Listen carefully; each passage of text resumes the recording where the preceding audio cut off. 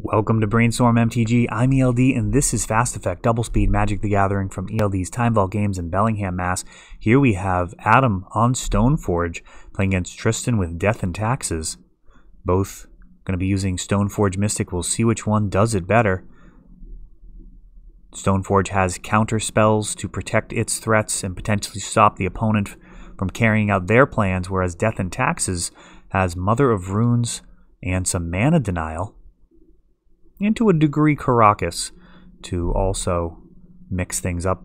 It can be very difficult to deal with a Thalia or other legendary creatures. When you have Caracas, you can return it to your hand, potentially vial it back, and really make a very difficult situation for cards like Swords to Plowshares. And now Stoneforge Mystic coming down. This Mother of Runes may be put to the test. Another Mom. And Tristan sends Stoneforge farming. Umezawa's Jite was grabbed. Sometimes that means that they have Batterskull. Sometimes it's actually the right decision. And sometimes they just do it wrong. Here, I think if he can connect somehow with Umezawa's Jite, that's going to be very solid, as it will allow these Mother of Runes to be cleared, but that's no easy task when you're facing down a pair of creatures that can give protection from any color. This is from August, and I'm not sure how much Modern Horizons is filtered in at this point. Giver of Runes has a slightly bigger backside and has been seeing some play in decks that absolutely need to protect their creatures, largely because of Wrenn and 6. Mother of Runes not really too great when you've got that 2-mana Planeswalker just mowing everything down that's got a 1 toughness. And things are kind of at a standstill here. This Narset is going to be able to dig and try and find an answer. Gets a Ponder. Ponder shuffles, so digging. No answers. Oh, and Stoneforge actually being sacrificed here, in a manner of speaking. Thalia joins in as well, really piling on Tristan's side. So that Phyrexian Revoker was blocked by the Stoneforge protection from white given. If Tristan really wanted to connect with Narset, he could have made absolutely certain that happened by giving it pro-white before the block.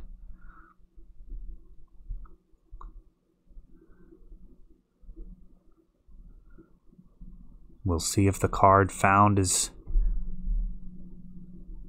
better than that Stoneforge. And now Caracas. And this can bounce Thalia. So dueling Caracases here. Tristan has a Wasteland for it. And now Stoneforge on Tristan's side. Grabbing Sword of Fire and Ice. That's Umezawa's Jite. A very dangerous card. Looks like he has found a way to potentially get this down and connect, as True Name can't easily be interacted with. And now, assuming that this...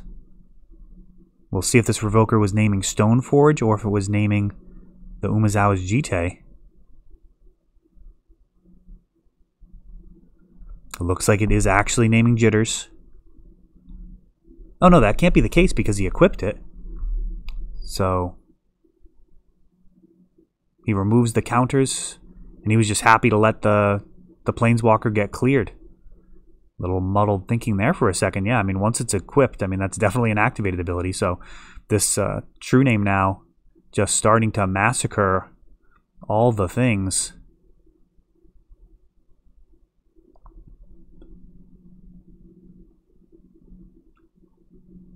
This Batterskull put in from Stoneforge Mystic.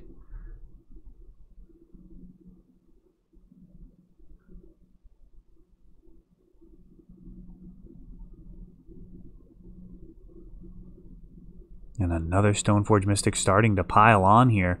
Adam building a very robust mana base. He's going to be able to take full advantage of his equipment, whereas Tristan is very much hamstrung right now, only 3 mana to play with. A Recruiter of the Guard.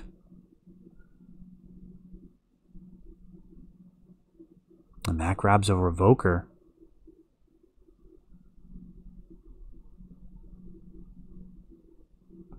Seeing some counterplay here.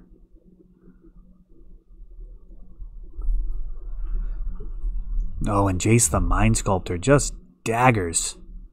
Bounces the Germ token.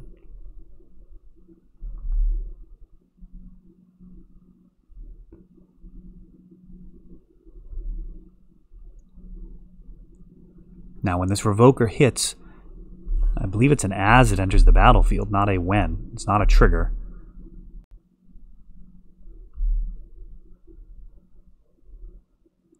And that's actually going to result in Tristan scooping it up so that Phyrexian Revoker could have come down, naming Umezawa's Jite, but Jace could have easily bounced it, and it would have been really just a short, painful death a couple turns later.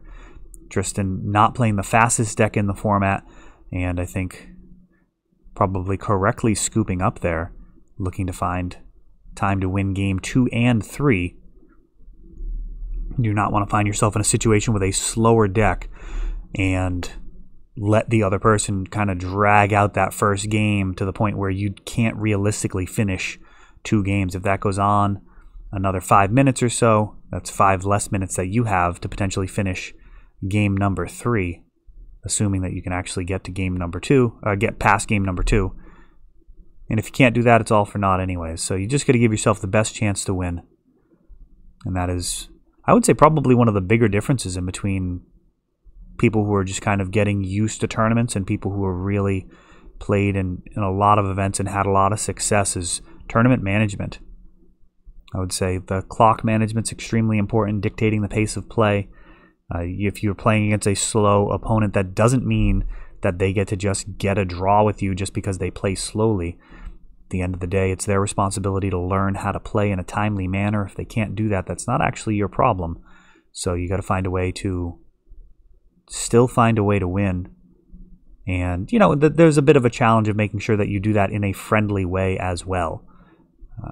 People do need to make decisions in a timely manner. But it is a community, so there is always a balance. And those are trade-offs that everybody has to figure out for themselves. Pushing a person to play faster, definitely one of the trickier elements of that.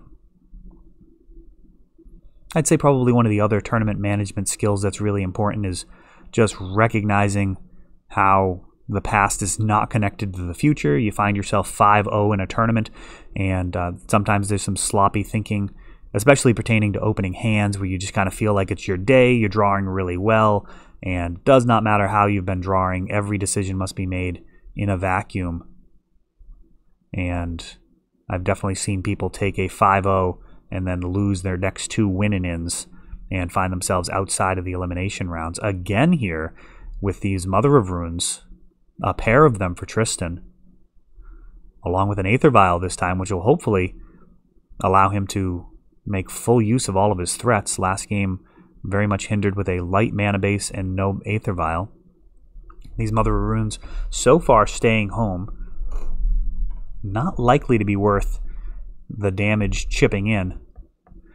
And now Sanctum Prelate going to come in on 1. That's going to shut off Adam's Ponders, Brainstorms, Swords to Plowshares.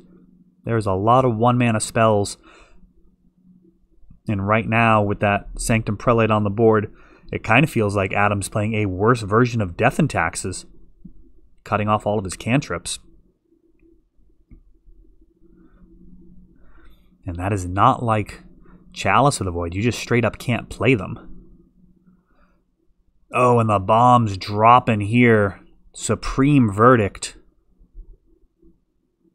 1 a blue and 2 white. Easily cast and clearing the board completely. So Sanctum Prelate and those 2 Mother of Runes, a 3-for-1. And now Karakas handling Thalia. It's going to be very difficult to make this Thalia do work with that Caracas on board. So Tristan luckily has the answer already in this Wasteland. And there's Thalia again. She gets swordsed immediately. And no response, so no Flicker Wisp for Tristan. That would have been an excellent response to be able to Violin, Flicker Wisp, essentially counter that swords. But he's got another Thalia in hand, along with a Council's Judgment and a Swords to Plowshares. This Batterskull.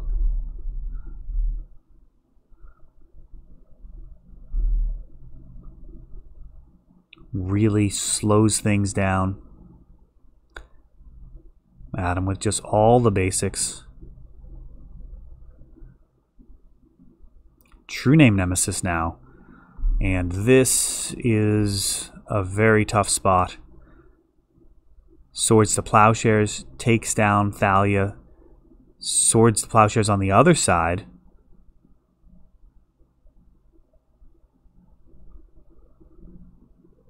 Not actually sure what Tristan's swords did there. Council's Judgment.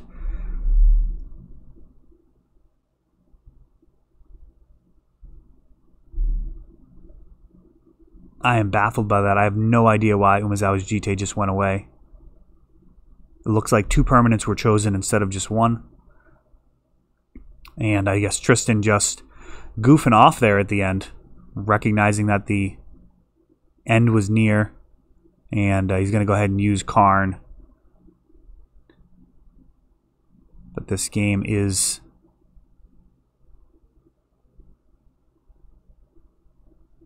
over. They are definitely screwing around here.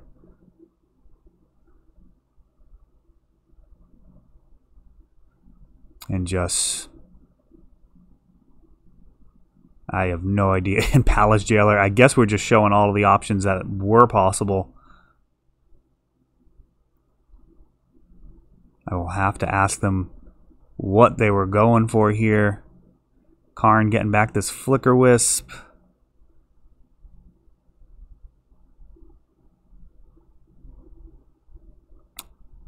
Just having some fun on camera.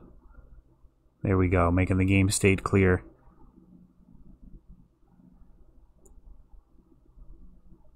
And apparently tapping Stoneforge to put in Cataclysm. Alright, so... Oh, and he's going to bounce the Cataclysm. Absolute nonsense. Wonderful. Alright, so that is the end of that one. Adam taking it down with Stoneblade versus Death and Taxes. Supreme Verdict looking like the MVP there. That is all for this one, but don't worry, there is a lot more. You can check out our older videos, and we're always putting out new videos from ELD's Time Vault Games in Bellingham, Massachusetts. If you want to help the channel, of course, you can like, subscribe, share, tap that notification bell so you can know the next time our new videos come out. Thanks for watching.